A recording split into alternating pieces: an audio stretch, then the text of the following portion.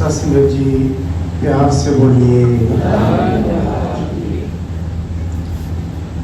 समय के सतगुरु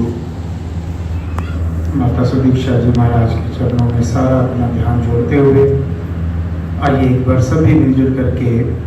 जय घोष में शामिल हों। बोलिए सतगुरु माता सुदीक्षा सविंदर देव जी महाराज की जय। सत्संगत पावन अवतार वाणी में लिखा है कि सिफ्त शलाघा करनी तेरी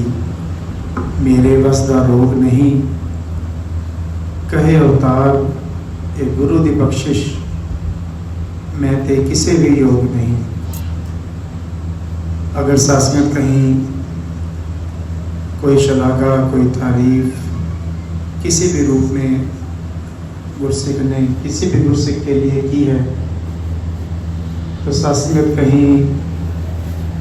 ये भाव मन में ना आ जाए कि मेरा कोई ऐसा कर्म है जिसके लिए कुछ उपमा के शब्द मेरे लिए कहे गए हैं। इसीलिए सासंगत शहनशाह बाबा अवतार सिंह महाराज ने जो बाणी में लाइन पहले लिख दी, क्योंकि ये सूक्ष्म सा भाव सूक्ष्म सा अहंकार गुरसिख के इंसान के मन में आ जाता है तो वो पहले ही समझा दिया बता दिया कि कहे अवतार है गुरु दी बख्शिश मैं ता किसी भी योग नहीं। सत्संगत आप जी की ही गोद में पले बड़े, यही सासंगत गुरुमत की शिक्षा ली और जैसे सासंगत वो स्कूल में बच्चे को जब डाला जाता है प्राइमरी क्लास के लिए LKG UKG, उस समय तो ऐसा नहीं था पर अब सिस्टम चला है एजुकेशन का कि प्रेप है फिर LKG UKG फर्स्ट सेकंड, इस प्रकार से जब शिक्षा बच्चे की शुरू होती है। और ये सासंगत हर पेरेंट्स को इस बात का पता है, हर माता पिता को इस बात का पता है कि अगर बच्चे की नींव मजबूत होगी, मतलब अगर वो प्राइमरी स्कूल में अगर जहाँ से उसको पढ़ना शुरू करेगा अगर वहीं से उसका पढ़ाई में मन रम गया, उसने ध्यान से अपनी पढ़ाई शुरू कर दी, फिर जीवन में कहीं वो शायद इस रूप में कहीं आगे बढ़ता जाएगा और मार नहीं खाएगा। और सासंगत दास की भी जो प्राइमरी शिक्षा आपके चरणों भक्ति के रूप में जो हुई, सासंगत को ऐसे महात्मा बैठे हैं सासंगत जिनकी गोद में खेलना हुआ, जिन्होंने उंगली पकड़ के चलना भी सिखाया, सासंगत गोद में उठा के संगत में भी ले गए। तो वाकई सासंगत आज सासंगत दास को ऐसा, क्योंकि महात्माओं ने पूछा हमें कि अवतार बानी या हृदय बानी की विचार या खुले रूप में, तो दास के मन में ऐसे ही भाव आया कि पता नहीं आज किधर किधर से ये रास्ता निकलेगा। तो मैंने कहा चलो भी आज खुले रूप में आप जी के आशीर्वाद लेने का मौका बने। तो सासंगत वो जिस प्रकार आज दास को ऐसा महसूस भी हो रहा है कि जैसे वो दास के बाद समझ में आ रही है कि जब हमारी माताएं बहनें अपने मायके में जाती हैं तो इतनी खुश क्यों होती हैं। तो सासंगत ये दास का तो अपना घर ही है, क्योंकि सासंगत किसी भी बेटी बहन का जैसे कहते हैं ना पहला घर, तो उसका फिर कोई मायका होता है। और कितनी भी उम्र हो जाए, चाहे शादी को 50 साल भी हो जाए, अगर माता पिता वहाँ पे हैं तो मायके जाने का जो क्रेज होता है बहनों के मन में, सासंगत उसका अपना अलग ही आनंद होता है। क्योंकि सासंगत जब भी कभी इधर से निकलना भी होता है, चाहे पानी में रुकना ना भी हो, जैसे सासंगत बाबा देव सिंह जी महाराज समागम के जिन दिनों गुरु वंदना होती थी जिस दिन, और उसके बाद भी जब सत्संगत कभी समागम के 2-3 हफ्ते बाद भी जब वहाँ ग्राउंड में सच्चे पातशाह जी अपने प्रवचनों में एक बात फरमाते थे कि वो ठीक है कि समागम 3 दिन का 4 दिन का था, लेकिन इस ग्राउंड से हमेशा वो समागम की महक, संतों की महक हमेशा आती रहती है। इसी प्रकार सासंगत जब भी कभी निकलना भी होता है कहीं बाहर से GT रोड से भी, तो सासंगत मन में एक अजीब सा सुकून, एक उत्साह, एक खुशी सी अनुभव होती है कि यही वो स्थान है जहाँ पे गुरुमत की नींव डली, जहाँ आपके चरणों में बैठ के संगत में बैठना सीखा, सुनना सीखा, बोलना सीखा। सत्संग जहाँ जिक्र भी आपने भी सुना, क्योंकि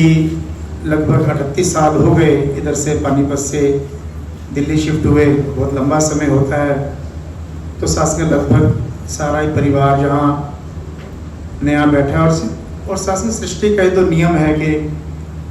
एक जाएगा दूसरा आएगा। लेकिन फिर भी कुछ एक जो पुरातन संत महात्मा बैठे हैं जिनके आशीर्वाद लेने का मौका मिला, और जहाँ उन्होंने जिक्र भी किया, दास के माता पिता का भी जहाँ जिक्र किया, सत्संग वाकई जो आशीर्वाद आप जी ने उनको दिए, वो सत्संग ऐसे कहते हैं ना कि एक पेड़ तो एक पीढ़ी लगाती है, लेकिन उसकी फसलें हैं सत्संग। वो क्योंकि शिक्षाएं जो आप जी ने दी, माता पिता ने दी,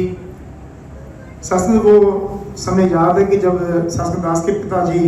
ऐसा ही हॉल जो पुराने भवन का है, और सत्संग देखते थे कि वो पिताजी लास्ट में आकर के संगत में बिल्कुल पीछे आके बैठ जाते थे, और हमें ऐसा लगता था सत्संग शायद इनका संगत में कोई शायद इतना कोई ध्यान नहीं है, ये बिल्कुल बीच में आते हैं। और जैसे ही सत्संग ध्वनि शुरू होनी, उन्होंने उठ के सत्संगत फिर अपने कमरे में चले जाना, भवन पे जो स्थान था। तो सत्संगत एक बार दास ने उनसे पूछ लिया, और बिल्कुल ये बचपन की बात है, मैंने कहा पापा आप संगत में चलती संगत में आते हो और एकदम से सबसे पहले उठ के चले जाते हो। तो उन्होंने सत्संगत एक बात बोली कि बेटा अगर जिंदगी में कुछ कमाई करनी है, कुछ संगत से सीखना है, कुछ ग्रहण करना है ना, तो यही काम ही करना। वो कहने क्योंकि संगत के बाद ना फिर हम अक्सर कहीं ना कहीं जाने अनजाने में कोई सत्संग किसी की निंदा, कोई दाएं बाएं की बात हम कर बैठते हैं, और जो सत्संग यहाँ बैठ के जो कमाई की होती है, जो झोलियाँ हमने भरी होती हैं, जो महापुरुषों के वचन आए होते हैं, वो फिर कहीं ना कहीं यही छूट जाया करते हैं। सत्संग बात कुछ समझ में आई और कुछ नहीं भी आई, और फिर सत्संग लेकिन वो कहते हैं ना प्रैक्टिकल रूप में बात प्रैक्टिकल सी समझ में आती है। एक समय आया सत्संग हमने जब दिल्ली भी गए, और कुछ इस प्रकार से समय आया जब पार्क में सुबह सैर पे जाया करते थे। अब सत्संग सैर करने जाना तो जो भी 15-20 मिनट आधा घंटा पार्क में वॉक करनी। तो उसके बाद सत्संग क्या हुआ कि बाहर एक चाय की शॉप थी पार्क के बाहर ही,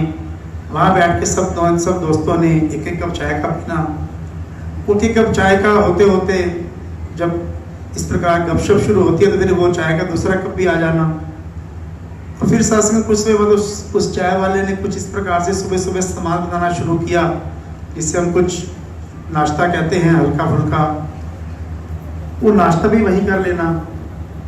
अब सत्संग चूंकि जब घर पे आते थे, अब ये कैसे कहेंगे हम नाश्ता बाहर से करके आए हैं, सुबह सुबह सैर करने गए थे, तो घर पे भी नाश्ता करना थोड़ा सा नाश्ता करना पड़ता था। अब सत्संग जब 2-4-10 दिन इस बात को बीते, तो महसूस हुआ कि तू जाता तो सैर करने हैं, कुछ अपनी कैलोरीज बर्न करने हैं, हेल्थ का ध्यान रखने हैं, लेकिन जितना वहाँ सैर करके आता है उससे ज़्यादा तो कैलोरी अपनी लेकर के आ जाता है। यकीन माना सास ने फिर वो बात अपने पापा की ध्यान में आई, पिता की ध्यान में आई, कि उस बात को जब रिलेट किया कि वाकई हम संगत में आते तो कुछ लेने हैं, कुछ प्राप्त करने हैं, और प्राप्त करते भी हैं। जब इस रूप में हम जब बैठे हैं, जब तक जितने भी महापुरुष आ रहे हैं, बोल रहे हैं, जो साथ संगत रूप में बैठे हैं, परिवार बैठा है, और साथ संगत वाकई जो भी महात्मा यहाँ स्टेज पे खड़ा होकर गीत रूप में, विचार रूप में वचन रखना होता है। हम अक्सर एक बात और बोलते हैं कि आज जो विचार आई ना, वो सारी मेरे पे आई। अक्सर हमारे सबके साथ ऐसा होता है, चाहे स्टेज पे यहाँ कोई महात्मा बैठा है, चाहे वो विचार गुरु माता जी की आती, गुरु बाबा जी की आती थी, किसी रूप में भी कोई भी महात्मा जब गुरु की स्टेज पे बैठा होता है, ऐसा सबके साथ अक्सर होता है कि वो कहीं ना कहीं मन में भाव आता है कि आज जो विचार आई है वो मेरे लिए आई है। तो सच में उसके दो ही कारण जो दास के समझ में आते हैं वो ये हो सकते हैं कि या तो मैंने वो विचार आज सुनी ही बहुत ध्यान से है, या फिर वाकई मेरे मन में ऐसा अपने में कुछ सवाल लेके आया था और कहीं ना कहीं मैंने अपने मन में अरदास की थी कि सच्चे पातशाह मेरे मन में कुछ शंका है, कुछ स्वभाव है, कुछ भी ऐसी बात है, प्रश्न है, आज आप मेरे प्रश्न का उत्तर अपने विचार में देना। और इसीलिए सासंगत वो गीत हम अक्सर बोलते हैं कि सतगुरु होंदा अंतर्यामी, कट कट जाननहार, वर्तमान ते भूत भविष्य दी होंदी है इसनु सार। इसे सासंगत हमारे आने वाले कल का, आने वाले वर्षों का पता है। और हम कई बार सासंगत ऐसी शिकवा शिकायत अपने मन में करके बैठते हैं कि सच्चे पातशाह अरदास की थी आपके चरणों में, बहुत समय हो गया, जीवन में ये कमी है, चाहे कोई पारिवारिक है, चाहे कोई आर्थिक है, बिजनेस को लेकर के है, बाल बच्चों को लेकर के है। तो कहीं ना कहीं सासंगत मन में कहीं हल्का सा कहीं कोई शिकवा या मन में सवाल भी आ जाता है, सच्चे पातशाह बहुत टाइम हो गया आपके चरणों में मांग मांगी थी लेकिन अभी पूरी नहीं हुई। उस समय कहीं ना कहीं सासंगत भूल जाते हैं कि सतगुरु होंदा अंतर्यामी वाली बात फिर भूल जाते हैं। फिर सासंगत कहीं अगर वो बात याद रहे कि वर्तमान ते भूत भविष्य दी होंदी है इसनु सार। गुरसिख सासंगत कदम कदम पर गलतियां करता है, कदम कदम पे सासंगत भूलें करता है, चूक हो जाती है, क्योंकि सारा दिन सारा समय माया में विचरण करते हैं। अभी सासंगत जब से इस रूप में संगत का आरंभ हुआ, पहले भी जिक्र हुआ कि सत्संगत जहाँ सच्चे पातशाह के एहसानों का जिक्र हुआ, सच्चे पातशाह तूने अपने चरणों से लगाया तेरी बड़ी कृपा, शुक्राने का जिक्र हुआ, पल पल शुक्र करो इस रबदा, खुशहाली या तंगी है, कड़ी सुहानी बीत रही, जो आएगी सो चंगी है। बशर्ते सत्संगत बोल तो मैंने दिया कि सत्संगत जो आएगी सो चंगी, लेकिन अगर मन में विश्वास है और फिर सत्संगत उतराइयां चढ़ाइयां कई जिंदगी भी चांदिया ने, हथ होवे तेरा सिर ते आके लग जांदिया ने। दास को अच्छी तरह याद है कि बीच में एक ऐसा समय आया जब हमने इस गीत को, इस खास करके इन लाइनों को अपने हिसाब से कुछ तोड़ना मरोड़ना शुरू किया, कुछ इस प्रकार बोलना शुरू किया कि उतराइयां चढ़ाइयां कई जिंदगी विच ना आवन, हथ होवे तेरा सिर ते दूरों ही लंघ जावन।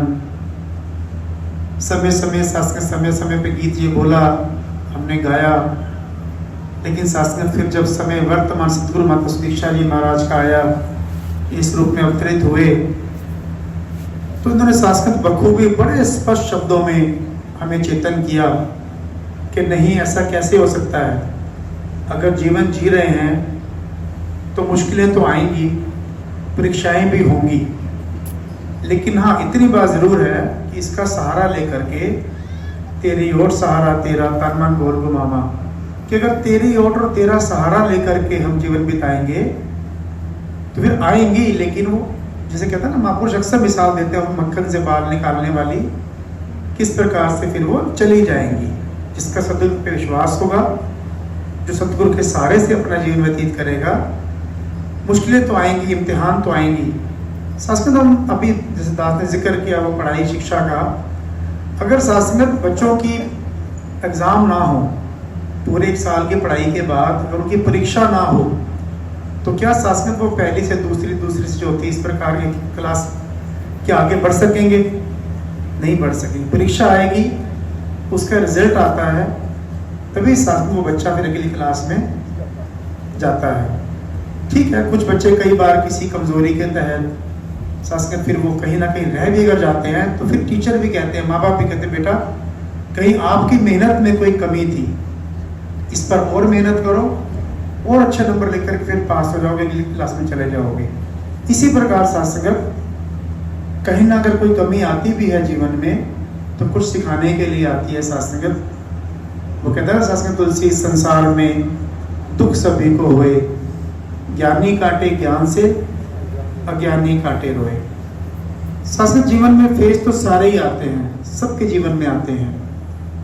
लेकिन साथ संगत इसकी कृपा से, इसकी बख्शिश से, आप संतों के संग से वो साथ संगत बड़े आराम से कट जाया करते हैं। आप संतों के आशीर्वाद से साथ संगत, तो कहने का भाव साथ संगत एक ही के सच्चे पातशाह ने जब से अपने चरणों में लगाया, और साथ संगत हम अक्सर बोलते हैं कि हम साथ संगत चुने गए हैं, हम इस लायक नहीं थे। इस कृपा के सतगुरु ने जो निरोल हमें ज्ञान की दात बख्शी, हाँ कहीं मन में ये बात आ जाए कि कहीं हम इसके लायक थे, हमारे में कोई खूबी थी, तो वो तो नहीं साथ संगत, वो तो फिर कहीं ना कहीं हम भ्रम में भुलेखे में अपना जीवन बिता रहे हैं। ये तो सच्चे पातशाह ने निरोल कृपा की। हम देखते हैं साथ संगत, आज हम पानीपत बैठे हैं, लाखों लाखों की आबादी है, लेकिन उनमें से चंद को ही तो सच्चे पातशाह ने चुना है, जिन पे अपनी रहमत की, अपनी बख्शिश की है।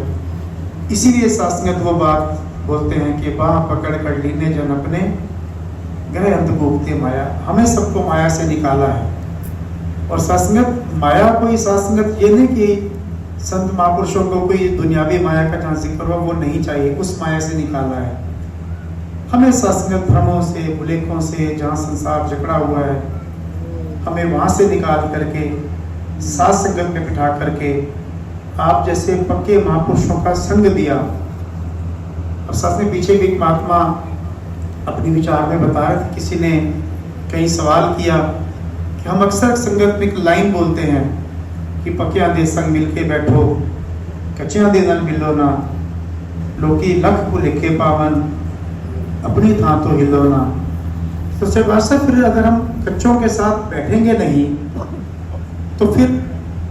वो कैसे पक्के होंगे, जब फिर उनका क्या होगा। तो फिर यही शिक्षा दी गई कि आपने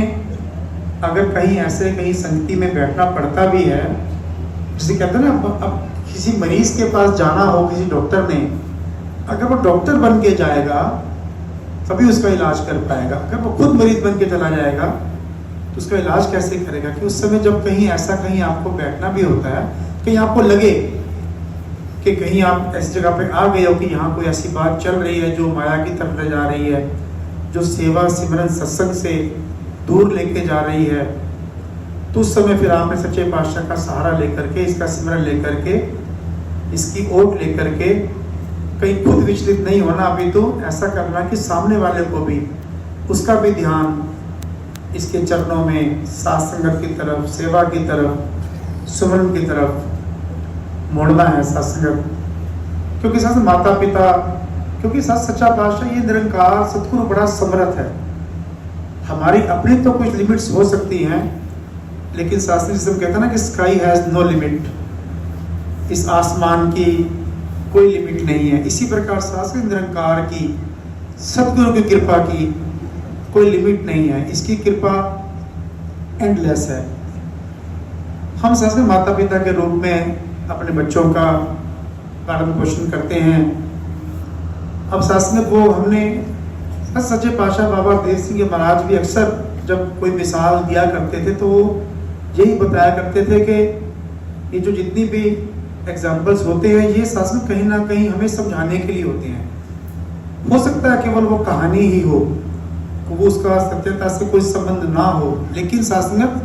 ये एग्जाम्पल जब कोई महापुरुष अपने वचनों में या संगत में खड़े होकर देता है तो कहीं ना कहीं हमारा विश्वास पक्का करने के लिए, हमारा ध्यान जोड़ने के लिए वो दिए जाते हैं। और शास्त्र वो कहानी हमने अक्सर सुनी है किस प्रकार के, वो जब एक किसी की दो बेटियां थी सज्जन की, अब दोनों बेटियों की जब शादी करी, एक बेटी कुम्हार के घर में गई, एक बेटी किसान के घर में गई। और हम शासन, क्योंकि हम जहाँ रहते हैं हरियाणा प्रदेश में रहते हैं, जिससे लगभग बहुत से महापुरुषों का चाहे वो खेती बाड़ी से संबंध ना हो, लेकिन खेती बाड़ी का पता सबको है। और ये मौसम भी ऐसा होता है कि इसी समय हमें, क्योंकि गर्मी लगती है तो शीतल जल पीने के लिए मटकों की जरूरत भी पड़ती है,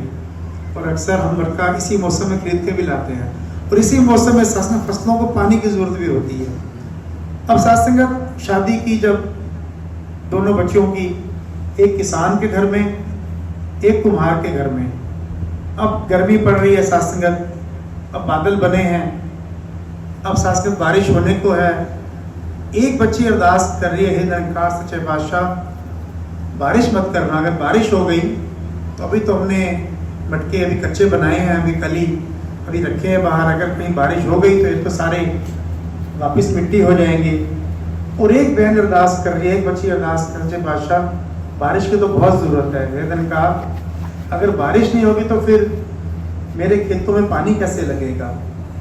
कैसे फसल होगी, कैसे हमारा साल भर का गुजारा होगा। अब सात्संगत जैसे कहते हैं ना, हमने अक्सर देखा है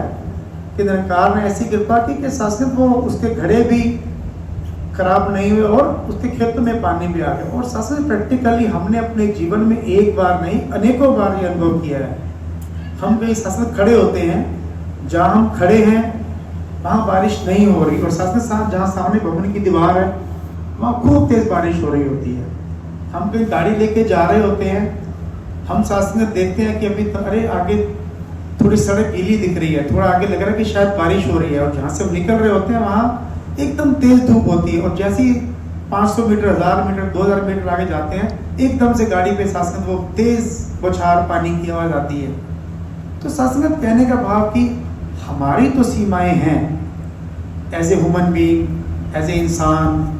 as a parents, as a Gursikh, हमारी तो अपनी सीमाएं हैं, लेकिन साथ में इस निरंकार की, इस सतगुरु की, सच्चे पातशाह की, इनकी कोई सीमा नहीं है। इनकी तो शासनिक कृपाएं बिल्कुल शासनिक एंडलेस, बिल्कुल बेअंत, जिसे कहते हैं ना कि अंत नहीं तेरी कुदरत दा, विस्तार दा तेरे अंत नहीं, आर दा तेरे अंत नहीं, ते पार दा तेरे अंत नहीं। शासनिक दास का ऐसा व्यक्तिगत अनुभव है कि शासनिक कहीं, क्योंकि अवतार वाणी तो हमें पढ़ते काफ़ी समय हो गया, काफ़ी महापुरुषों को उसके बहुत सारे शब्द याद भी होंगे, हरदेव वाणी को भी हम पढ़ते हैं, ये गुरुओं की शास्त्र वाणी। लेकिन शास्त्र दास का ऐसा व्यक्तिगत अनुभव है, आपको भी ऐसा महसूस हुआ होगा कभी कि अवतार वाणी में सच्चे पातशाह कहते हैं ना कि बड़े ही सरल शब्दों में शहंशाह बाबा अवतार सिंह जी महाराज ने इसकी रचना की, लिखी गई है,